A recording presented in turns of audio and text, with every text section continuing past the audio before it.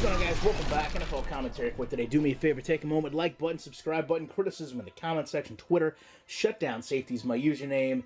I really am a Shiloh Keo fan. I know, this story's picked up nationally, but those are his game-used gloves from the Texans' years. Salute to service and the logo gloves.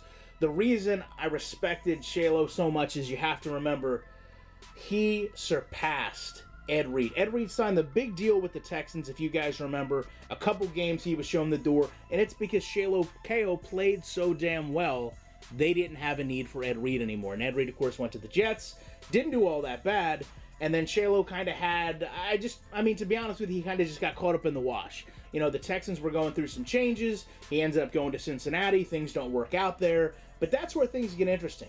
You know, there's talk now that his Twitter conversation may have got him his job back in the NFL. And I don't know how much truth there is to that, but it certainly is a fun concept to sit here and think about. So Shiloh had tweeted to Wade Phillips, now a Denver Broncos coordinator, but had been his coordinator with the Houston Texans, that he didn't want to pick him up.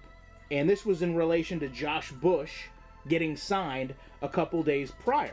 And then Wade responded that Josh had been in camp with them, had played the first 4 games with them, that he thought highly of Shiloh and asked about his little boy.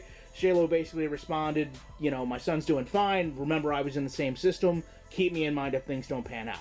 Now, Shiloh didn't have a whole lot of Twitter files. I was actually one of his original followers, so I know, he wasn't verified, I don't think, at that point. I'm sure this really wasn't even a blip on anybody's radar. Even though I follow him, I didn't even think much of this.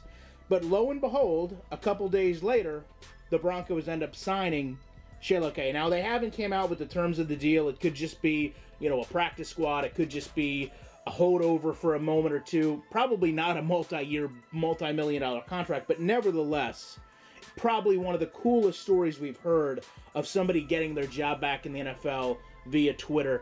I would love to know what you guys think about this. I appreciate you checking out this video. And Shiloh Keo, if you watch this, you can, I don't want to say leave a comment, you can actually directly contact me. I would love to have you on and we could talk about a little bit in depth how this happened. Appreciate you guys checking this video out. I'll be back in the week with more content.